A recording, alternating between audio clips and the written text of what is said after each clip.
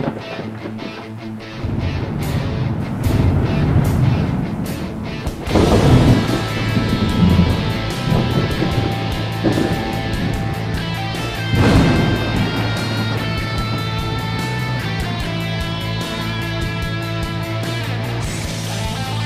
out there, and welcome to the No Shit Cast. I'm your host, Matt Frazier.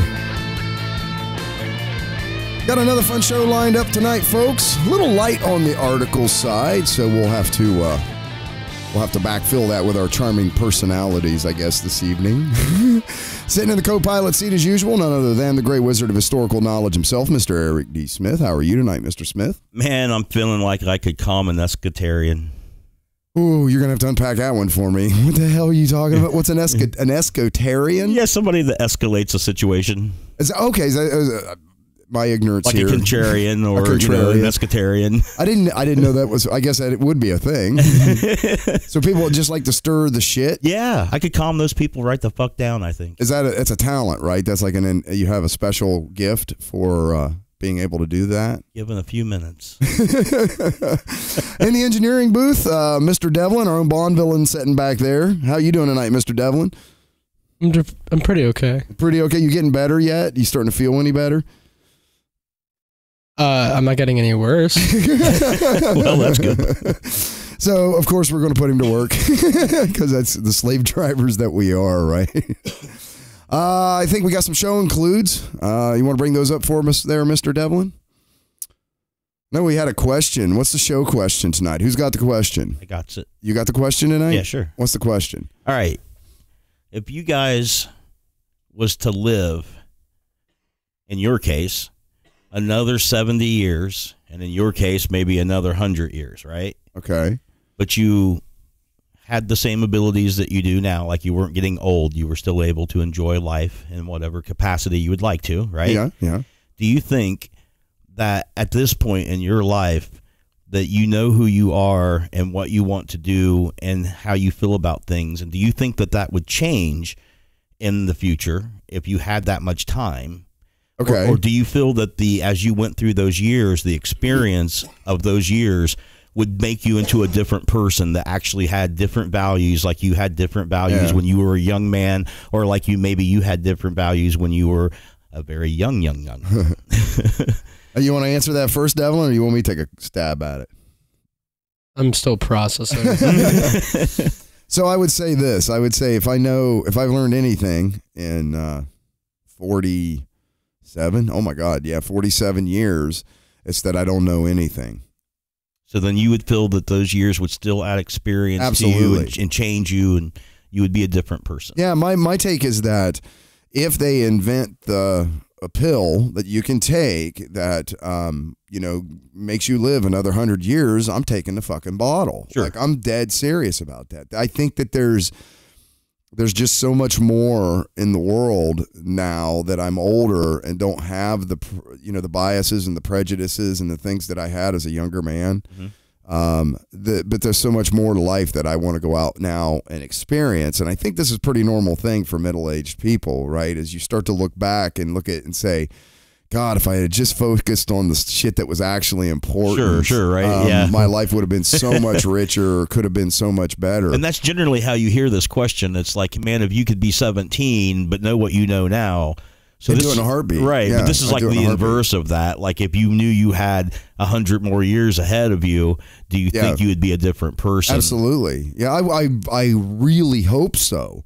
Well, like I would want to get to the end of the road and I would expect to be a different person. Sure. Even from today. Yeah. If I was doing it right. That's right. You could be doing it wrong. Yeah. What about you, Devlin? If you were next to a mortal, do you think that as you went through time, your personality would change and you would come to know yourself in a different way than you do now? Or do you think that you know who you are now and you feel you would be that person then? I feel like I know myself now, although I've only been alive for 2 decades, just about. Well, you only can go with what you got so far. So. Yeah. Yeah, right. So I don't know. I don't think I'd change very much. I feel like I'd still be me, Like, I feel like I know who I am or who I want to be. And that you wouldn't be somebody maybe drastically different with different principles and ideas. No, I don't think so. I think I'd just stay the same. I'd just be getting numerically older. Gotcha. Okay, so that's an opposite kind of. That's kind of bizarre, huh? Yeah, and I mean, I've had to confront this question many times in the past, and probably will have to in the future when I run Dungeons and Dragons games, and I'm running a module with like a vampire and undead that's like an immortal, and he's lived for hundreds of years, right? And he's described as being a genius. How would that person be? Would he be different than the normal person that has a normal lifespan? Would he somehow be more suave and put together and able to accomplish things with less effort and accept things, on the fly and still deal with it without going crazy? Or would you be that same person and now you're kind of nuts? I mean, I'd like to still try and experience new things anyway. So I just, personality-wise, I feel like I'd stay the same. However, as time went on, I would like to experience things I haven't already experienced. Yeah. Like places. You don't think those things are going to change you? Those experiences? I could probably change like my taste. Sure. Yeah. But I feel like I'd always still be me. But in this case, change isn't used in the context of being necessarily negative. Well, not necessarily. It depends on how you look at it. I mean, it could be a situation. Hey, you know what? It just dawned on me. We're going to have to move that off of that table because every time you hit that camera moves. So just you're going to have to do that now. So that's going to be way better. Sorry. Anyway, given experience. Sorry, I just looked up and was like, "Oh shit." Consider Saul of Tarsus. Yeah. I just took a swing at that. Yeah. Right on the road to Damascus, he was like hit with lightning or something of that nature. And it changed who he was, and he became Paul, and he was the first, writer of the New Testament, and he used to persecute Christians and be involved in their stoning and stuff. And then he totally went from that to actually founding the first 8 churches in Corinth, in Greece, in that area. So, I mean, he had a complete change of heart, right? He was a Jew that became a Christian. He used to persecute Christians, and then now he was making churches. Right, yeah. I mean, that's a whole, and that's not necessarily a negative change, but what about you? That happened in his lifetime. Well, how about you then? I think I probably agree more with Devlin. I think I think I would probably be the person that I am, and I probably wouldn't change those inside things or have a drastic flip like Paul did, right?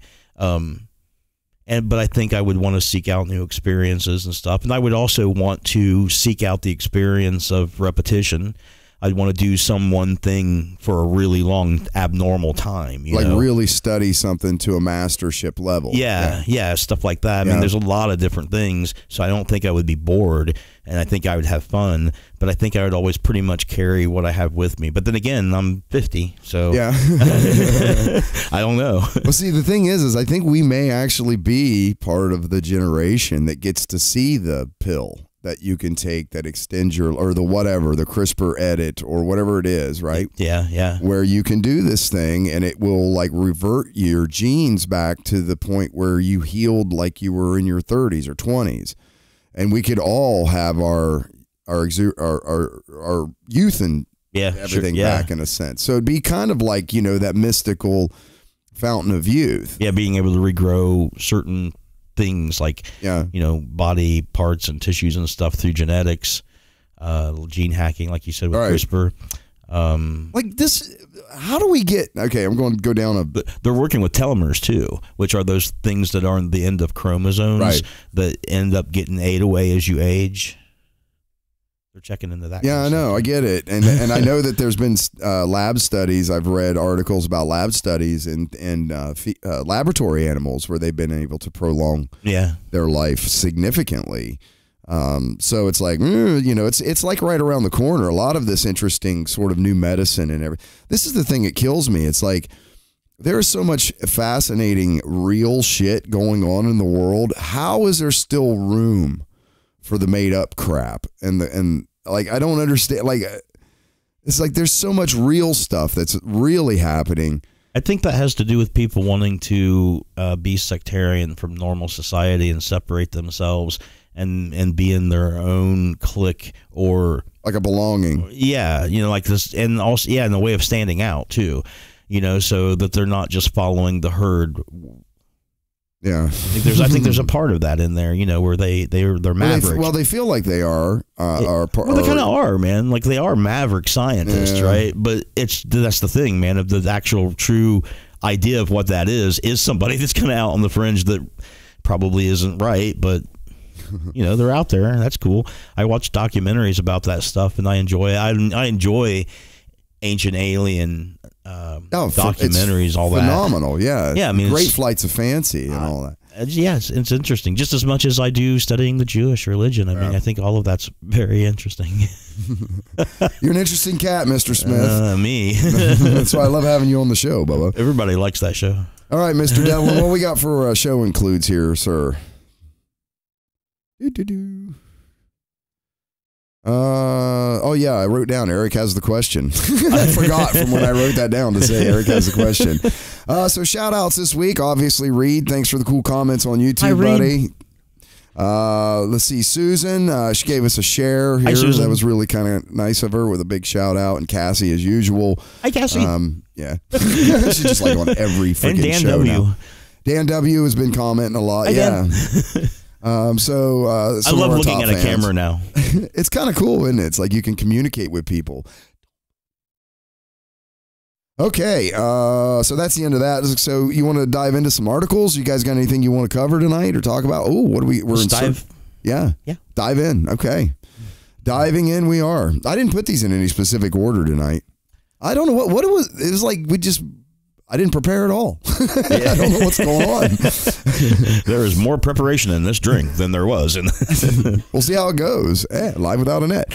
Scientists perform brain-to-brain communication between humans. This is from ZME Science. Not exactly telepathy, but darn close, it says. That's going to help a lot of people thinking with their ass. I'm sorry. How does that come together again? It's going to help a lot of people that think with their ass. What do you mean? Brain to brain communication, where most people seem to have brain to ass communication. Oh, that's about it, huh? It's that cranial. This is going to be What's that? It's that cranial rectalitis. Right. Yeah, it's going to be a great invention to stop that shit. I've heard of people thinking with other body parts. Right. Well, kind of the same thing, huh? Language, whether it's spoken, gestured, or written, is what allows individuals to express and share their singular thoughts with others. Without language, we might just as well be black boxes. In the future, however, there may be other means of sophisticated communication that directly links the brains of other people. Telepathy. Induced telepathy. Yeah, allowing them to communicate with their thoughts alone rather than using language. All right, put your finger on here. Let's try it. Let's do it. Oh, dude, seriously?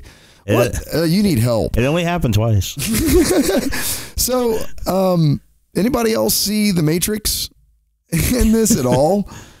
It's possible, I suppose. I mean, that kind of goes hand in hand with what Elon Musk is trying to do. Yeah, but he wants to do, well, that might be exactly what this is. I don't know. Where he's drilling the laser thin holes in people's brains and just we just got to feed this electrode in there. And yikes. Transhumanism. It's going to happen probably. Transhumanism it's not a matter of if, is it? It's more likely than the AI taking over or the singularity that could occur, the hard takeoff. It's more likely, I think, than these other scenarios. We're already there.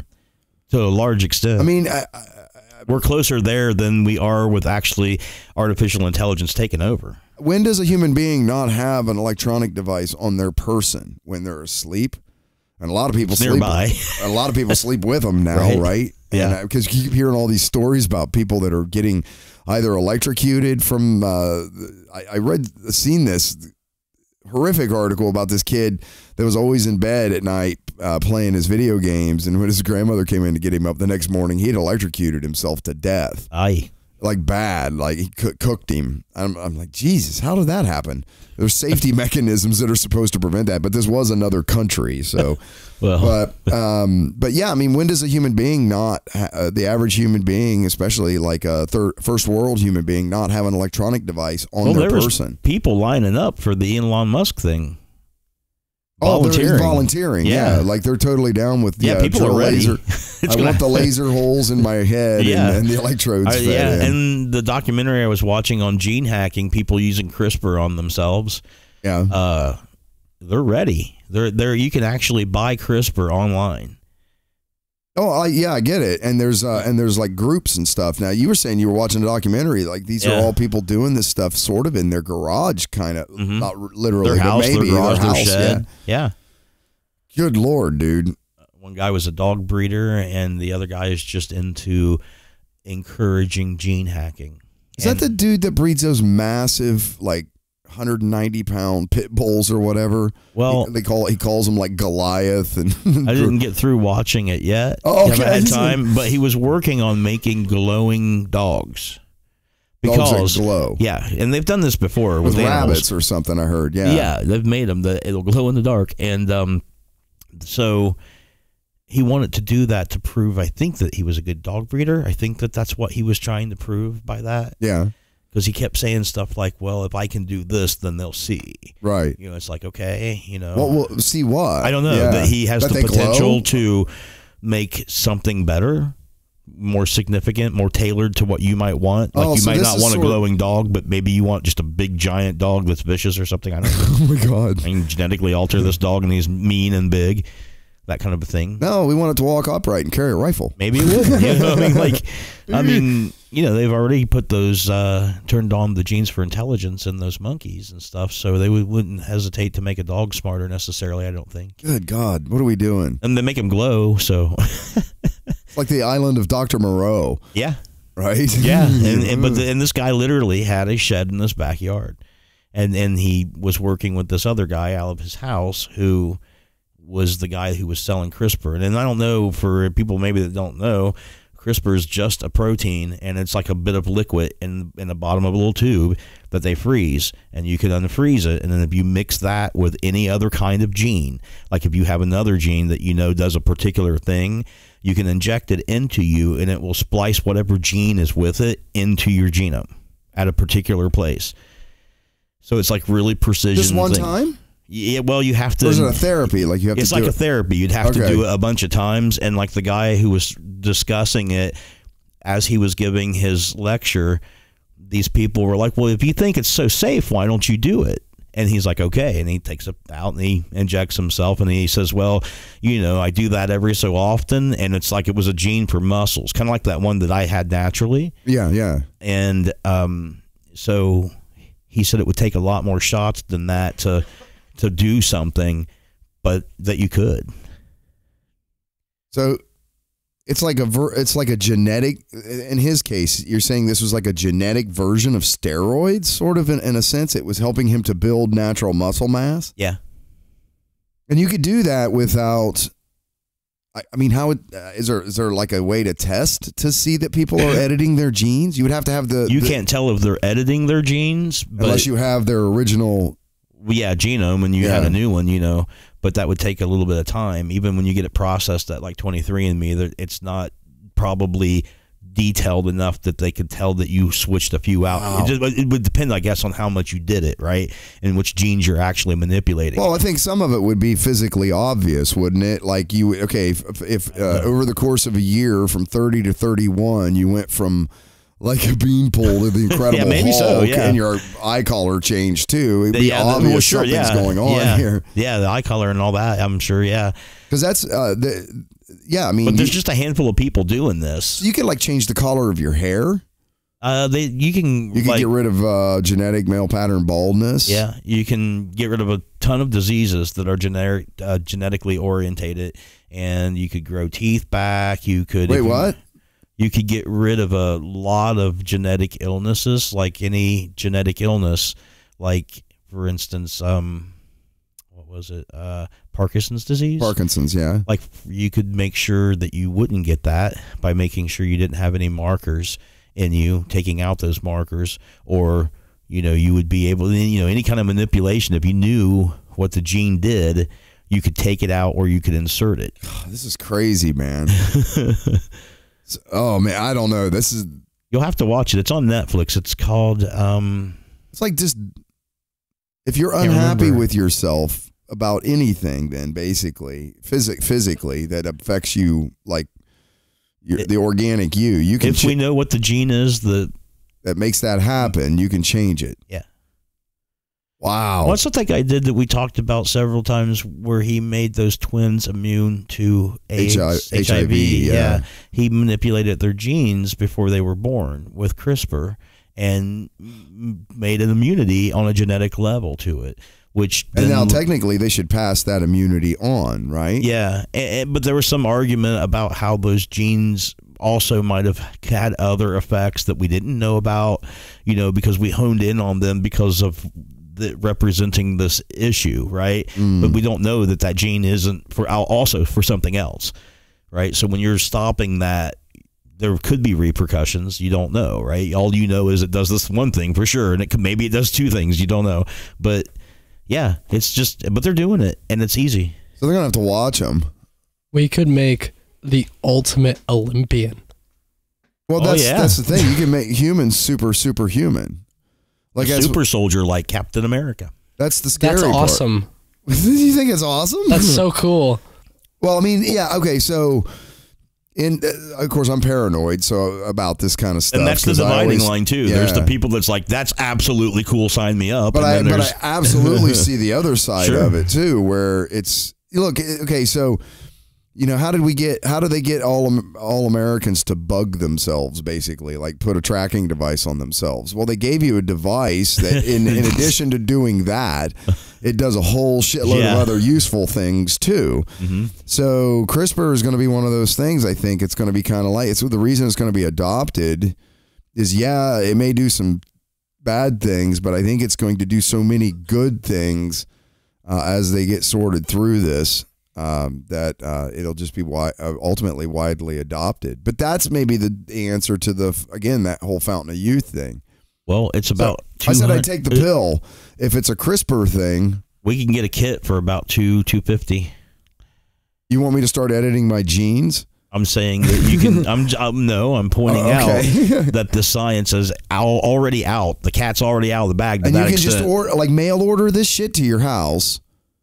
So new, there's no laws against it. Because they don't know how to, they don't even know what to begin to do about it. I didn't know any of this. Yeah, it's on Netflix. It's a documentary. God, I can't remember the name of it, but it's on Netflix. It's terrifying. It's very interesting, yes. It's, and this my point to all of this. There's transhumanism, right? Where we can genetically alter ourselves. We can implant things into our brain to commute with each other or computers and stuff. Right? That's the rudimentary knowledge right there. It's going to get better. The integration is going to go deeper and be more detailed. Right. In both of these ways, gene hacking and with the addition of computer elements to you. Right. So transhumanism is augmented humanity. Yeah. Is what transhumanism is. Which already exists. I mean, with amputees and things, this is happening. Yeah. When like that one story we covered of the guy who was who I thought was maybe a strip dancer, and he fell and became paralyzed. Remember? And he was and he could control that thing, right? It was like a mech. Yeah. I mean, all these technologies are here and being used, from giving monkeys intelligence and turning them loose into the wild, to gene hacking, to drilling holes in your brain with lasers and putting in microchips, and induced telepathy, right? Or mechanical telepathy, or however you'd say it. And not too far around, too many generations away, there'll be options. I don't know how Well, there already are. Is what you're kind of getting at, right? Well, yeah. The only thing that's stopping it from being prevalent is that it hasn't been a wave fad in society, right? But if you think of those games, like, I don't always think of Cyberpunk, the role playing game. It's like where all of a sudden it becomes a cultural thing to genetically give yourself some distinctiveness, a strange color hair that no one else has, some pattern on your skin, whatever, pointed ears. Get rid of your earlobes or whatever. Grow twice as many teeth. Whatever you could do with it. If it became a cultural fad wave, people would embrace that, and they would embrace that ability to be different, just like you see with tattoos and piercing. And I guess that they would. sort of people, right? They would embrace that on that level as separating themselves, sectarians again, if you will, from society. So if that happened in some big way, if it was popular to more than just that fringe group of people, then it would be way more prevalent, and there'd be a demand for it, and that would mean companies would get involved. Oh, people want this? Well, let's get it working really good so it can be given out and work really good. People just buy it. Right? Just make it simple, right? A product. I mean, right now you buy it on eBay, and it's packed in this dude's kitchen. Right? And it is. Literally. Yeah. And, but, later on, it'll be just something you can go in and, like you're doing your hair or getting your nails done, you'll be able to get some gene therapy or some augment. Well, I've said this too, that it's eventually going to be where you go to the what we can now consider to be a pharmacy.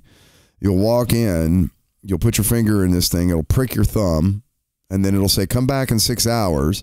And then you come back in 6 hours, and it has some nasal spray, or you just spit in a vial, right? You may not even have to prick your thumb, right? And then you come back in 6 hours, and you snort this nasal spray, and it basically cures everything that it found that's wrong with you. Every cancer, every cold, flu bug. Devlin could use that.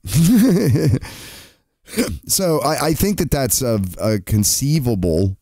It's a conceivable thing for sure. Imagine simply reducing the vector or probability that you can be infected by a biological agent just because you have so much computer augmentation.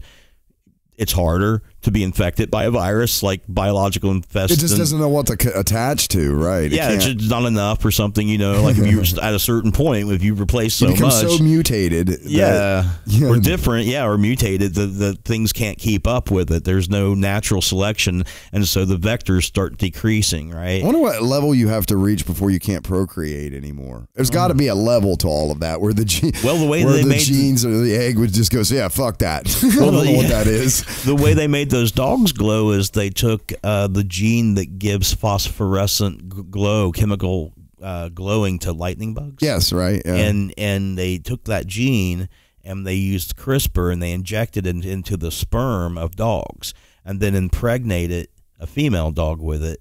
And then she gave birth to a litter of pups, and some of those pups would glow, if not all of them, right? Yeah, and you could see the sperm glowing too. Like when they put it under a microscope, if the CRISPR took successfully, then the sperm would be glowing. Because dude, this is nuts. This is like shit you see in a comic 1950s comic book, or something, right? Yeah. Right? You know, where the vial glows, and, and then they inject it into Captain America or whatever. This is like, what the hell, dude?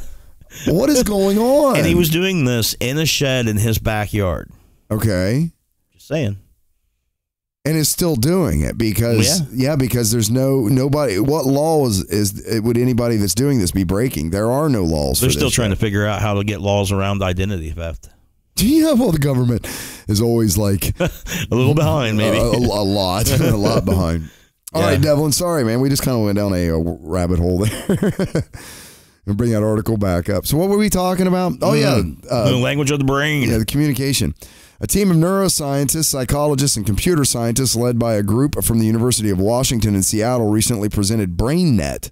Oh, I like the name. Quote, the first multi-person, non-invasive, direct brain-to-brain interface for collaborative problem solving, end quote. Everybody pull together. We got to solve this problem. That all sounds very positive, right? It does to me. We'll see. Essentially, what this insane project has managed to do is network the brains of 3 humans so that they could collectively solve a problem. We've seen this. Tom Cruise starred in this fucking movie, and they used it to find criminals before they actually committed crimes. Yeah. What was that called? Everybody's pulling a blank here. Minority Report. Yeah, Minority Report. Good job. Yeah. Essentially, what this insane project has managed, blah, blah, blah, I already said that, correctly orienting a block so that it would fit in between 2 other blocks. 2 individuals acted as senders. as they could see the gap and send instructions to a third individual who served as the receiver. The receiving individual was blinded as to make him completely reliant on the senders for the correct solution to the Tetris-like game. I like how they call it a team, and there's actually positions on the team. Yeah. You're a receiver. Okay. The two senders were equipped with electroencephalographs.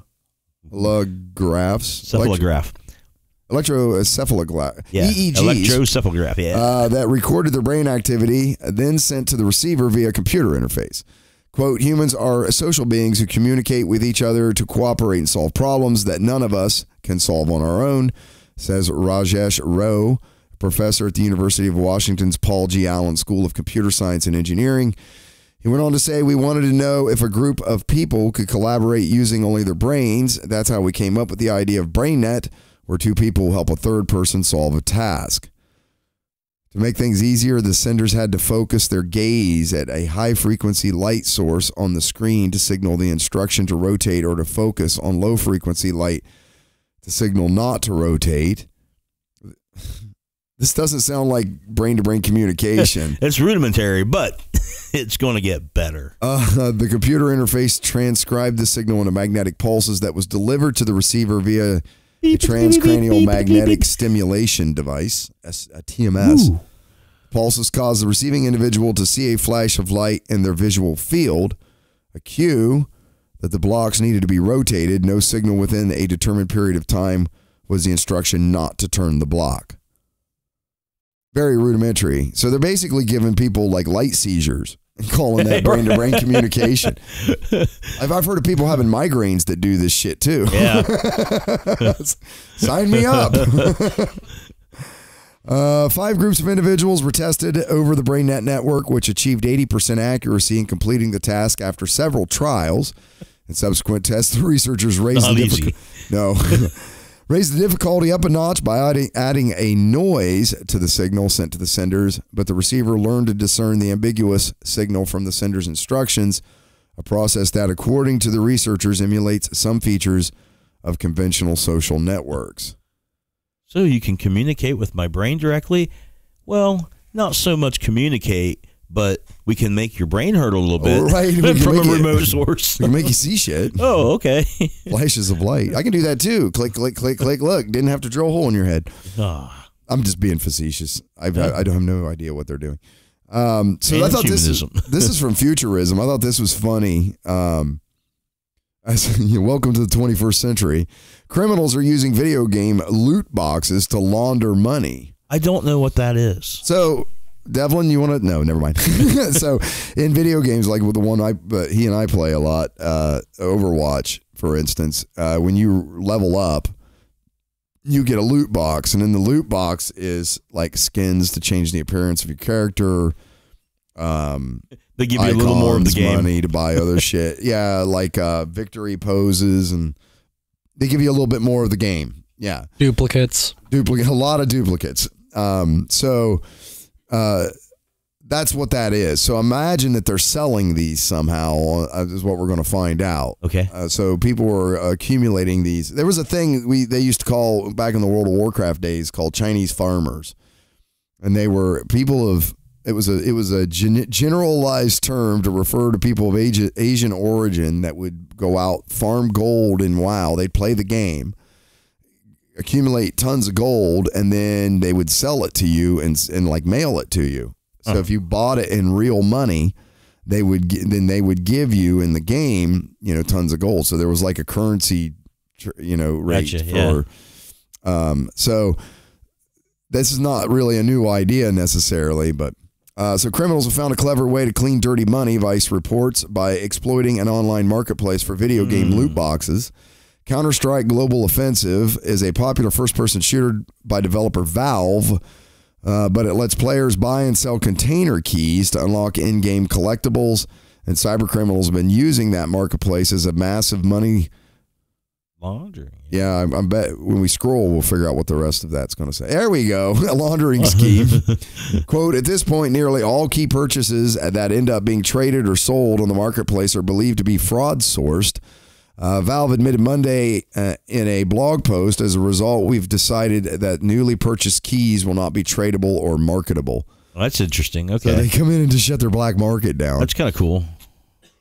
I mean, that's the same thing in TF2, I think, too, right? Anybody or anything where you can, accumulate transferable items that are desired in the game can easily turn into a black market for money laundering. Mm-hmm. It's pretty nuts, huh?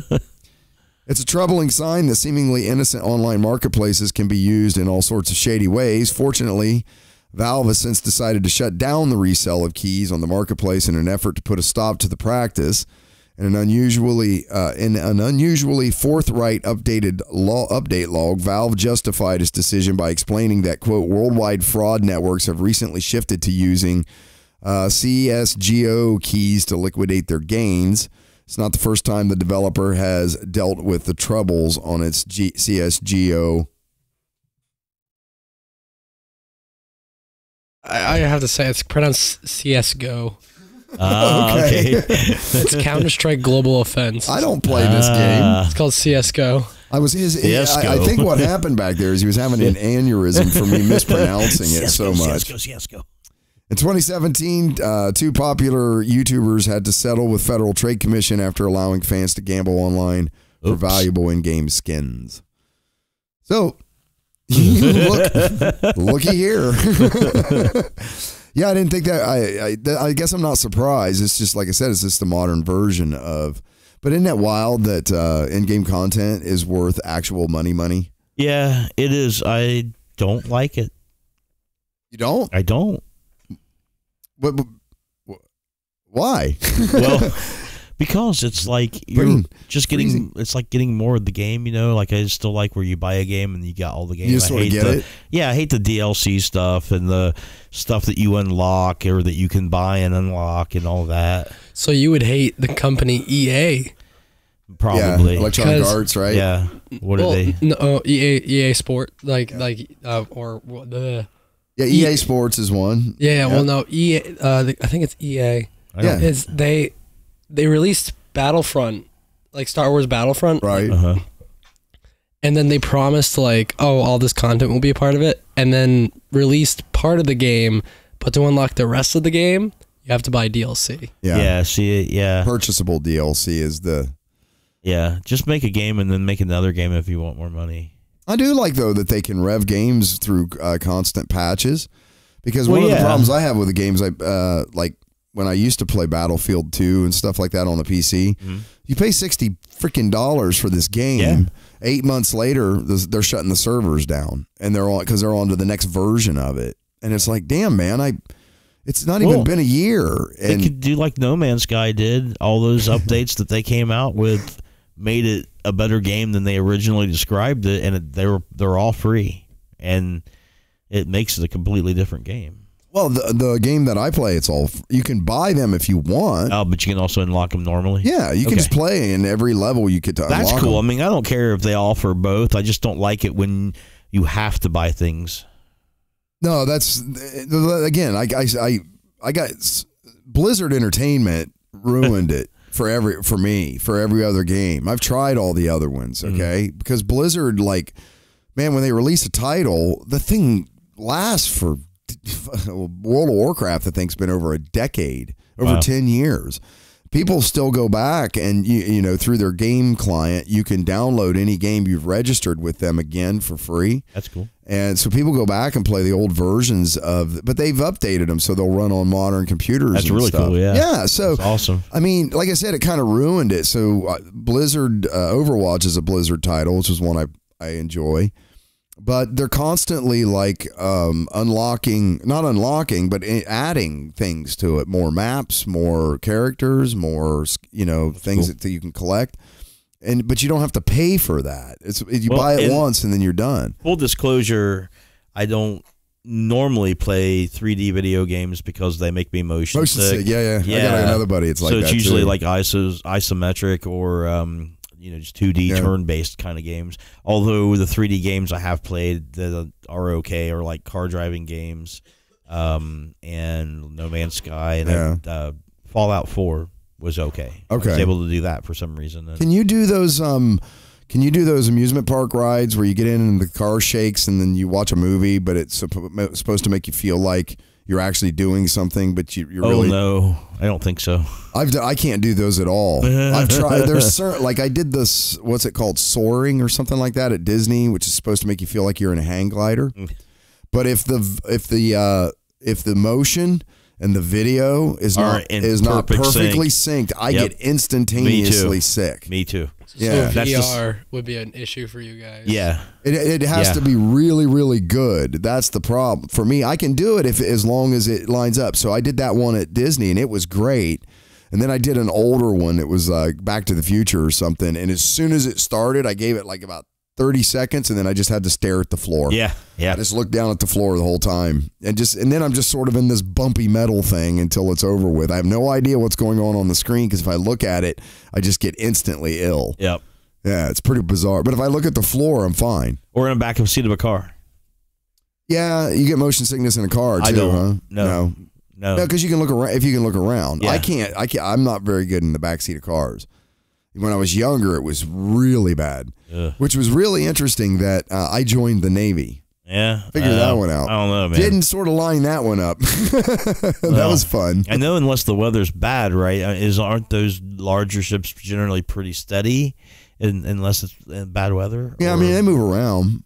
They really move around in bad weather, but they move around. You definitely know you're in a vessel that's... Yeah, it's nice when you go to bed because it sort of rocks you to sleep. Yeah, I had an old Master Chief.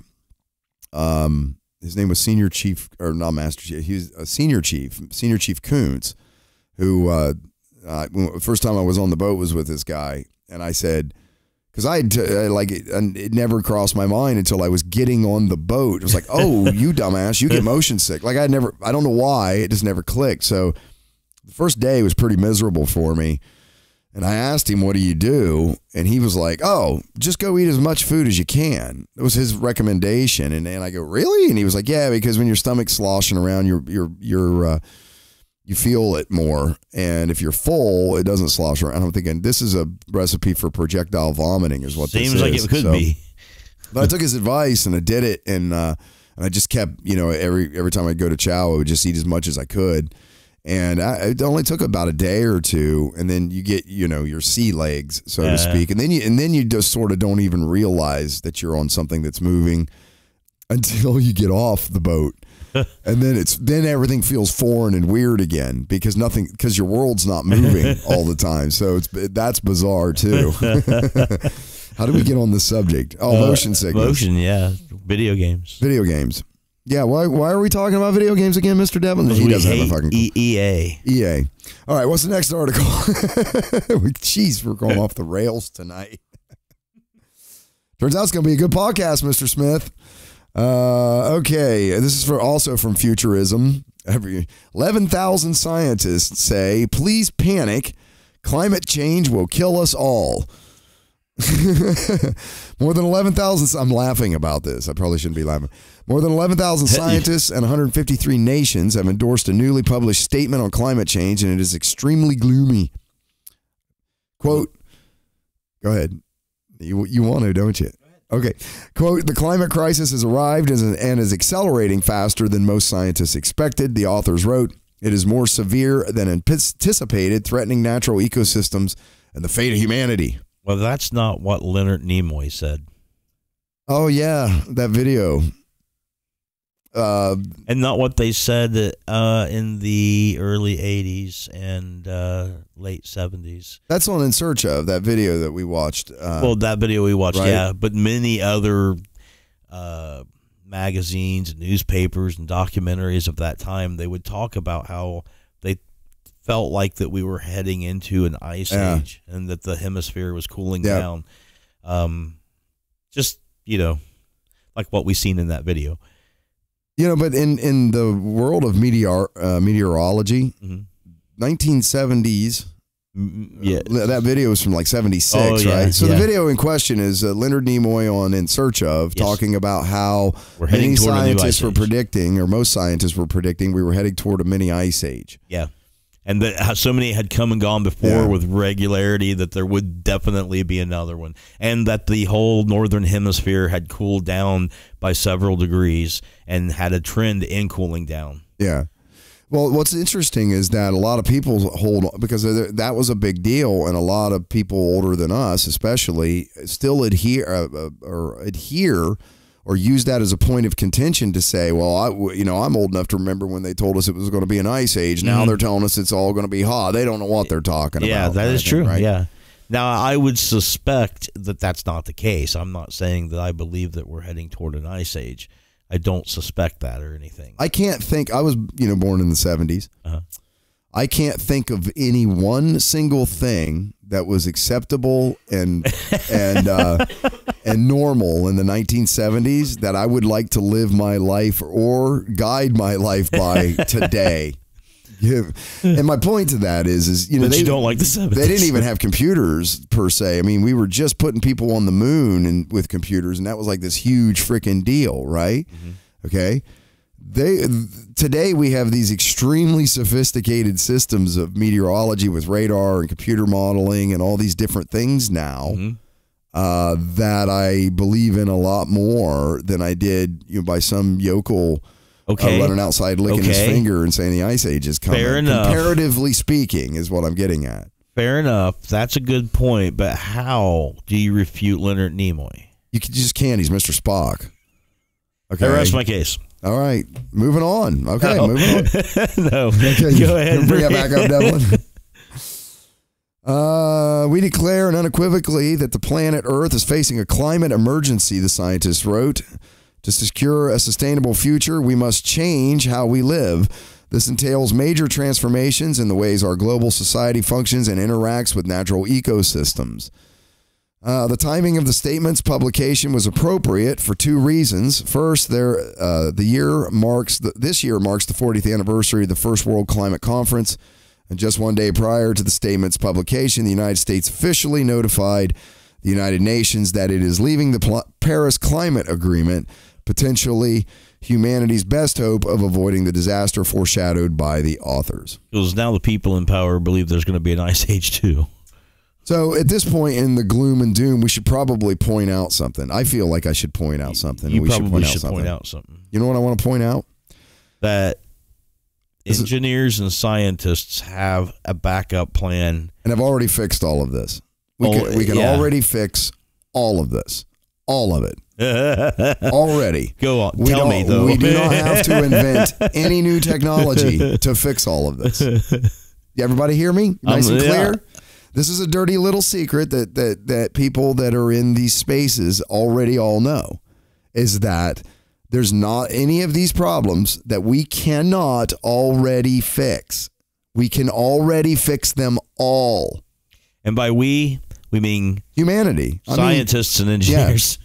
Humanity's that big car in the back, remember? Oh, that's true. Yeah, you're talking about Jim Jeffries. Right. Devlin loved that. He's cracking up. I feel that way sometimes, man. I feel like I just want to go back there and just pull the pin and be like, bye. See ya. We could all just be doing so much better without you.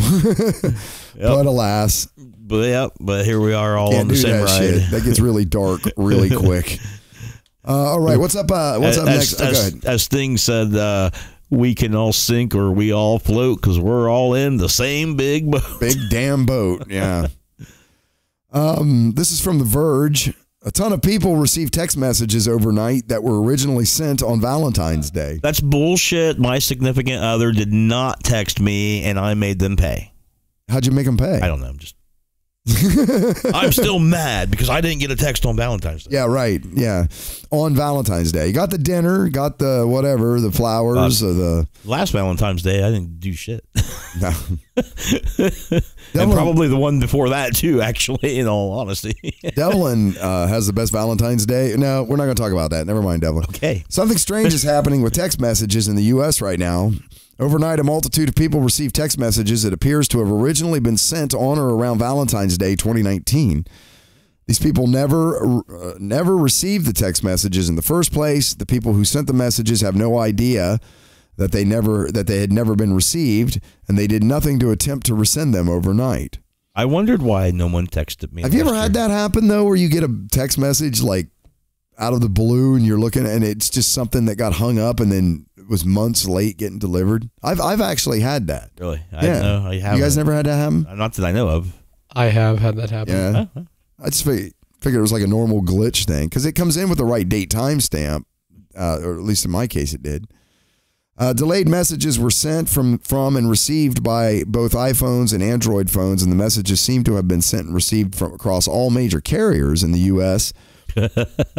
Many of the complaints involve T-Mobile or Sprint, although AT&T and Verizon have been mentioned as well. People using regional carriers in Canada, and even Google Voice also seem to have experienced delays. That's weird. Why?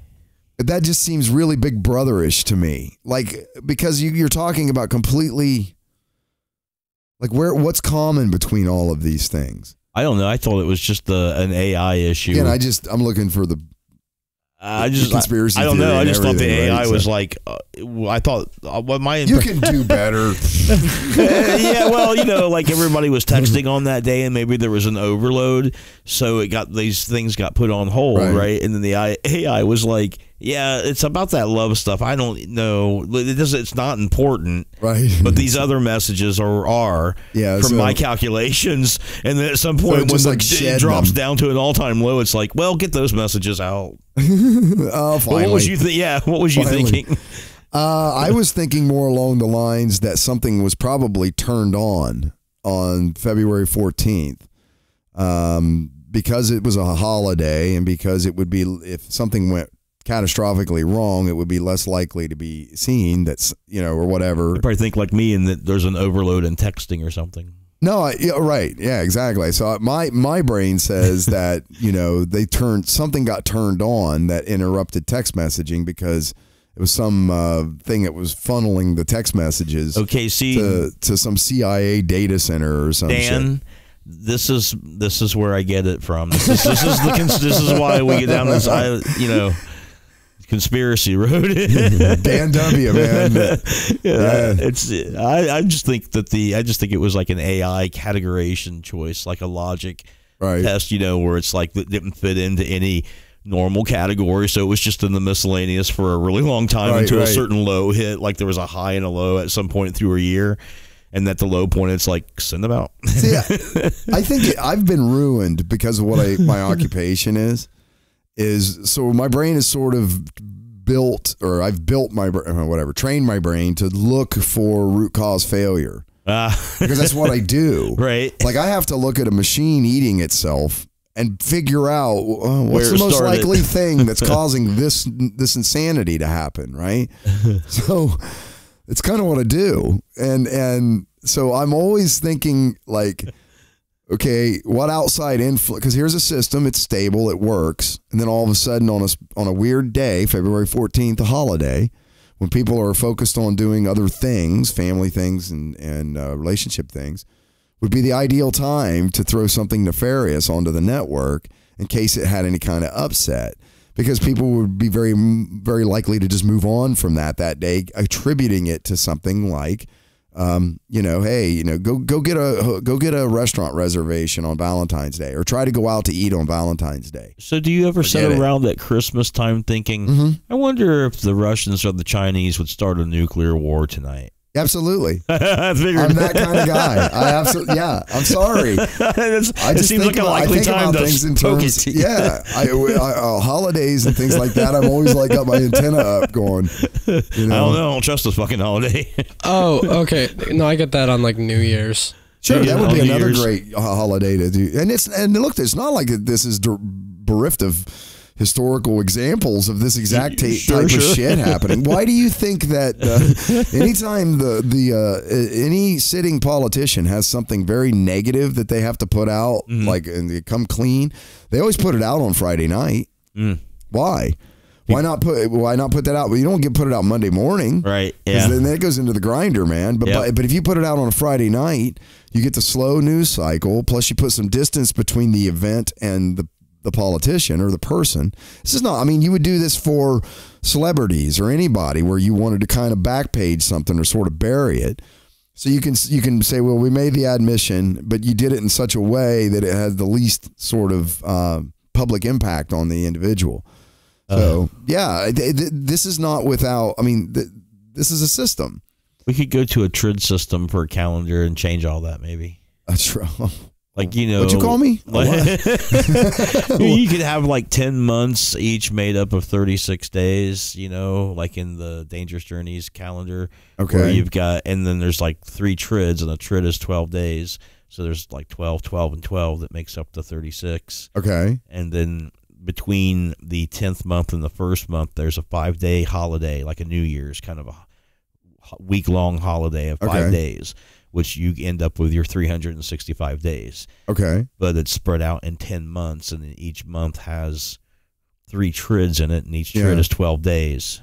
And so you wouldn't have these weird things like, hey, let's release this on Friday because it's the weekend. We have this weird weekend culture. Well, we break up, that's a labor thing, right? That breaks up the work week. And it's also, it also actually has some religious significance too, right? So it's more than just a labor thing. But good in thing the I'm not in military, charge. we used the Julian calendar. Oh, really? Yeah, so it was what day of 365 is it today? That was it. You know, that's all your paperwork, everything. It didn't give a shit if it was Tuesday or Friday. It doesn't matter when you're on a boat and you're working 7 days a week. Yeah. The day of the week is irrelevant. Yeah, it's that's just what I mean. The day of the year is what's relevant. If it changes, like they changed it with you guys, there's a whole different set of cultural weird things that happen. Yeah. Which is neat. It's good stuff. I think it's coming. There's going to be a change. How about daylight savings times? That drive you insane? A lot of people are saying get rid of that. If so, move to Arizona. They don't have it there. Yeah, some time zones are they don't have to deal with that shit. Yeah. So our engineer left, so we have to come up with something to say here while we're waiting on him to come back and bring up the next article. Okay. Well, I don't know, man. I feel empty inside right now. I don't feel empty. You're full of joy. I feel like the third leg on our stool is missing right now. Oh, and it's got me kind of hung up. Well, let's see. Biological processes at play here. Oh gosh, yeah. So yeah, CRISPR. We damn need that CRISPR. We need a pack of CRISPR in a cloud chamber. And we need to figure out a way to put these things into together, one, into and one make experiment. The glowing serum. And use the cosmic rays to energize the genetics that we would insert with the protein known as CRISPR. Look, what's funny, especially for you and I, we haven't talked about we haven't talked about we haven't talking about this shit. We haven't talked about the most obvious thing that this will be utilized for the most right out the gate. Oh gosh, what's that? Come on, think about it. What do you think it is? Erectile dysfunction. Yeah, or erectile related. Okay. He comes back and he looks over at us like, "Oh man, where did they go?" What did I come back to? Save us from ourselves, Mr. Devlin. Put up the next article, please. You just missed a great conversation on erectile dysfunction. It was great. It's shit old men talk about. You wait, man. You'll see. What the hell were we talking? Oh, at fault seems to be a system that multiple cell carriers use for messaging. The Sprint spokesperson said a maintenance update last night caused the error. Oops. See, they were doing something. See, you say I'm being proud. The issue was resolved not long after it occurred. The spokesperson said, "We apologize for any confusion." Yeah, that's the story. That's the cover story. That's what I'm getting at, man. It's just a cover story, man. It's just a cover story, man. I don't think it's a coincidence. I do think it's a coincidence, but the paranoid Matt says that that Air Force plane that was up there for 2 years and then this event are somehow connected. Maybe it was a crossover where they're sending the satellite communications through the giant recording CIA recorder, the big ear in space, and it's writing everything down. I feel like I should do some show prep where I make you a tinfoil hat you keep under your table. I have Facebook photos of me wearing a tinfoil hat. Yeah. With horns. With horns, yeah. I said I'll wear one, but it has to have Viking horns. And my daughter made it for me. It's great, man. It worked. Yeah. Yeah, I was much smarter with it on. Yeah. T-Mobile blamed the issue on a third-party vendor. It's not their fault. What's the frequency, Kenneth? Garrett, what's the frequency, Kenneth? Right? Well, that's what they thought he was saying, but he was not saying that. He wasn't? No. Oh, you got to break some news here. Should I put it in context? Yes. It's really a rabbit hole. Do you want to finish this up? No, I'm good. Okay. Yeah, I think we beat this article to death, by the way, Devlin. I'm good. We don't have to go into the rest of this. This gets boring. So in context, then, there's a fairly famous song by the band REM called What's the Frequency? Yeah, that's what I was referring to. Right. Great song, great band. So the reason why that song was written was because Dan Rather was attacked in a park by this dude, and the guy was beating the crap out of him, shouting at him, and he thought that the guy was asking him over and over as he was kicking him, what's the frequency, Kenneth, right? What was he actually saying? Kenneth, which is Jewish for thief. He was saying, what's the frequency, thief? What's the frequency, thief? Over and over as he beat Dan Rather. So this person was mentally unstable. And exactly. And he intended to beat the crap out of Dan Rather. He or whatever. did. Yeah, he actually came into a TV studio later and shot people with a gun. Jeez. And all of this was because he thought that the government was controlling him and speaking through his teeth through certain frequencies. He could hear voices through his teeth. And this is actually a scientific possibility that with people with feelings.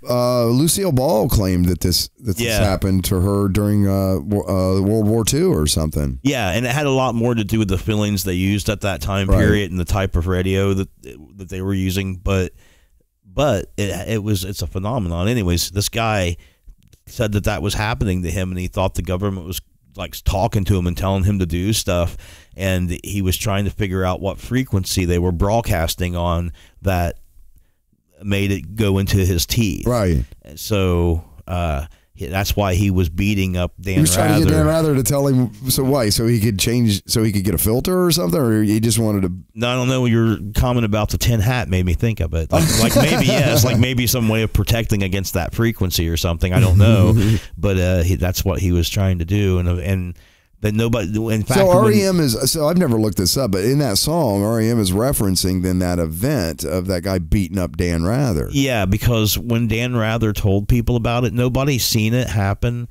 and they thought that it was a publicity stunt. They thought that he was making a publicity stunt. And then he went and shot up a studio. Yeah. And it was like... Yeah, and he was saying the same thing when he was shooting these fucking people, and that's how they caught him, and that's how they figured out what was going on and what he was saying, and his nationality and all that, and if not nationality, is birth heritage, being Jewish or whatever that would be.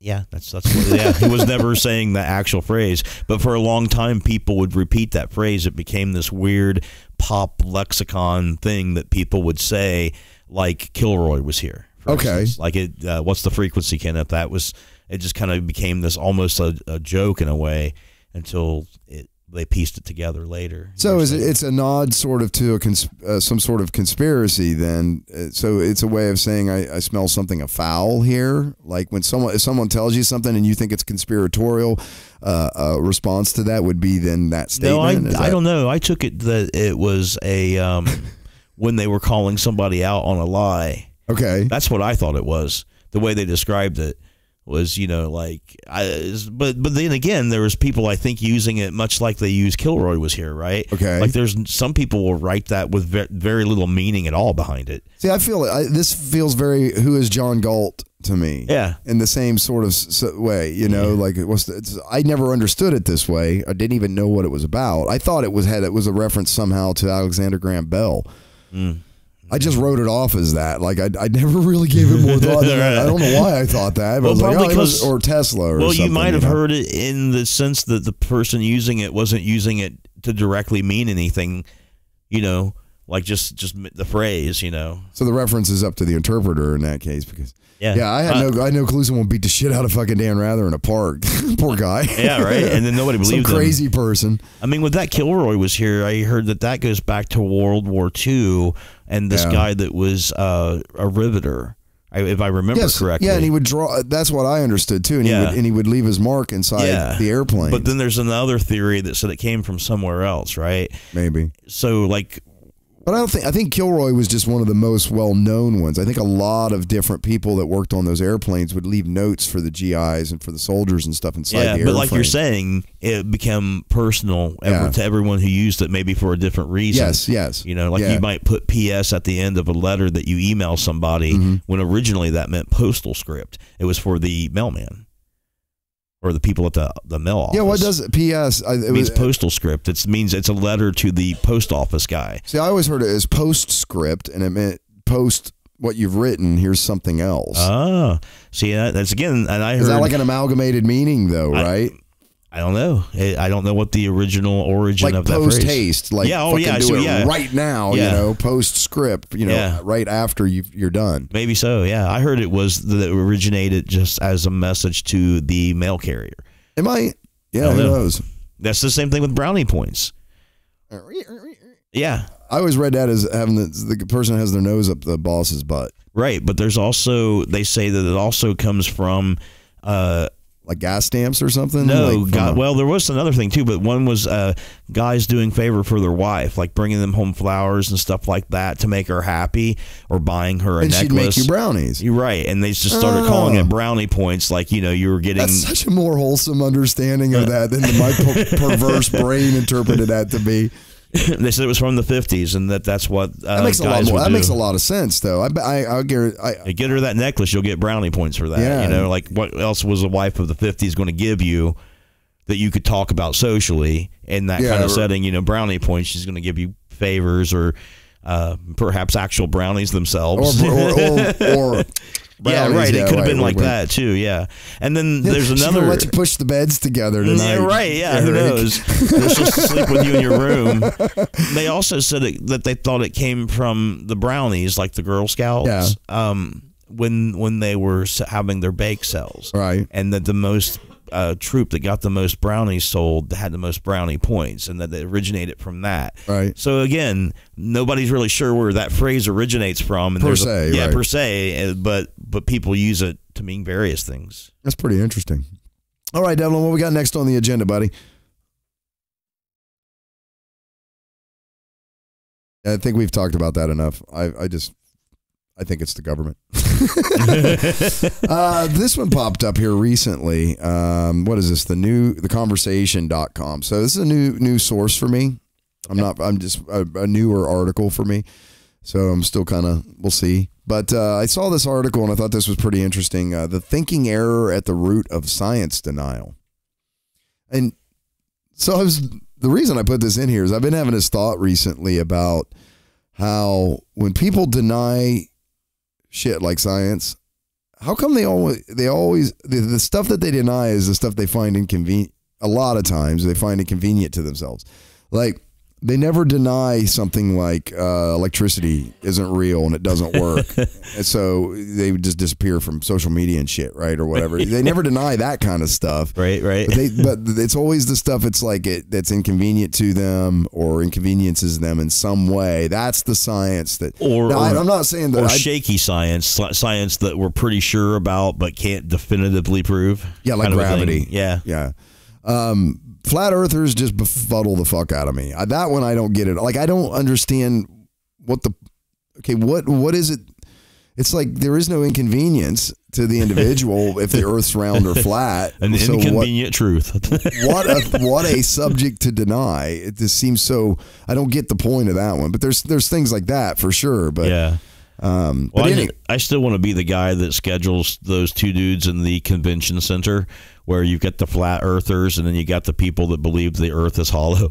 On the hollow earthers and put them in the same convention. Yeah, like at separate rooms. That'd be like putting matter and antimatter together. I think the whole thing would just. I'd be like opening the doors in the hallway, being like, if you forced them all to cult like couple up, their children would all be. Because those genes would cancel each other. Yeah, right? It just might make the glowing won't believe in the earth at all. Yeah, it's like there's no earth at all, right? We're all just in a simulation, man. Right? I'm still saying that. Currently, there are 3 important issues on which there is scientific consensus but controversy among lay people: climate change, biological evolution, and childhood vaccination. On all, no, there's more than that. Yeah, and I don't even know about that biological evolution. We've kind of shown that in species that have parted and went back together. Yeah. Crows and coyotes have both spawned off different species and eventually interbred back and lost those species again. And there was those birds that we talked about. Oh, that can't fly, and then eventually they fly, and they fly out to an island, and then they get stuck. Yeah, they lose their ability to fly because they stay there and don't go anywhere. And there's no natural predators, right? And then every so many thousands of years, the this island floods, kills them all off, and they start over again. Right, and they're different species, and the species of flight birds will come in, and the same flight birds that came in before, that same species, and then will change and become another species of flightless birds, and then die out. And then it's so sad too, man. But of course, it takes thousands of years for this cycle to happen. But they just can't get off of the island floods. They just get too fat, man. Life's so good. Life's so good. They stop. Well, we don't need to fly. Right. And then one day, there's problems. Need to do this. Man, my feet are wet. You guys noticing? Why is everything wet all the time? Where'd all the bugs go? And they find this by digging down in the layers because they find all these dead birds, when it flooded, and then they see where it wasn't flooded. They just sort of all accumulate to a high spot, and then that makes a little bit higher, and then the next year... And eventually, enough of them will die off that the island will never flood again. That the island won't flood anymore. They'll literally be standing on the corpses of their ancestors. The life of birds, it's not easy. It's rough. Let's see here. The widespread rejection of scientific findings presents a perplexing puzzle to those of us who value an evidence-based approach to knowledge and policy. Yet many science deniers do cite empirical evidence. The problem is that they do so in invalid, misleading ways. Psychological research illuminates these ways. Oh, man, is this going to be one of them super long, in-depth articles? I just wanted to, get to the punch. It said 4-minute read. A psychotherapist, there's no shades of gray. A psychotherapist, as a psychotherapist, I see a striking parallel between the type of thinking involved in many mental health disturbances and the reasoning behind science denial. As I explain in my book, Psychotherapeutic Diagrams, Dichotomies Thinking, also called black and white and all or none thinking, is a factor in depression, anxiety, aggression, and especially borderline personality disorder. Well, that all sounds terrible. It does. I think I want to avoid those things. Yes. No, I'm not going to go. And those people. Come on down to the next one, Devlin. Next topic. I don't want to go this far into this article. Basically, they found out the psychological reason why people are assholes. Okay. Right. There aren't any more. Aren't any more what? Articles. No, on down the page to the next heading so I can see what he's going to say. This looks like some guy is like, and I wrote a book on this subject. And, he probably did. Well, he said he did. Oh. There is no proof in science. In my view, science deniers misapply the concept of proof. Proof exists in mathematics and logic, but not in science. Research builds knowledge in progressive increments. As empirical evidence accumulates, there are more and more accurate approximations of ultimate truth, but no final end point to this process. That's true. So it needs more cowbell. It definitely needs more cowbell. I have a cowbell. Do you? I do. I literally have a cowbell. Why are we not playing cowbell on the show? Why would we play cowbell on the show? Touché. Devlin, do you think the show needs more? No, we can't be ringing. You don't think the show needs more cowbell? We can't ring the cowbell. I have one. We can show people the cowbell, but we're not ringing the cowbell. Do you think the show needs more cowbell, Mr. Devlin? He says the show needs more cowbell. Okay, but we can't get away. We can't get carried away and ring it though. All the weird shit for me to have available. Like I absolutely have a cowbell. All right, now the show has more cowbell. We can officially say the show has more cowbell. I don't know why. See, I thought people would be more interested in this, but I bet people are going to be more interested in the fucking cowbell. I think this is really cool. This is really cool, isn't it? Yes. We used it. This is the orb of knowledge. It's even on our website. I don't know if you ever noticed that. It's in the background image of our website. It powers my drinking. It does, yes. All right, gentlemen, that's a wrap for articles tonight. We got anything else we want to talk about or we want to wrap up? Let's do a wrap. A wrap? I am not rapping. I don't think I can. I cannot. Can you rap, Devlin? I cannot rap and will never attempt to rap. And on that note, a man should know his limitations, Mr. Smith. And we all seem to know on that limitation that we ain't doing that. All right, thanks for listening, everybody. Check us out at www.noshitcast.com. It's KNOWSHITCAST.com. Make sure you hit those like and subscribe buttons. Check us out on YouTube. You can look us up by the same name if you want to watch us do this stuff in the studio. Please give us those likes and shares. And thanks again to all the people that shared here recently. Dan and Susan. And everybody's Cassie been great. And we really appreciate all the great feedback, everybody. And thanks for listening. We'll catch you all next time. Thanks for listening, everybody. Bye.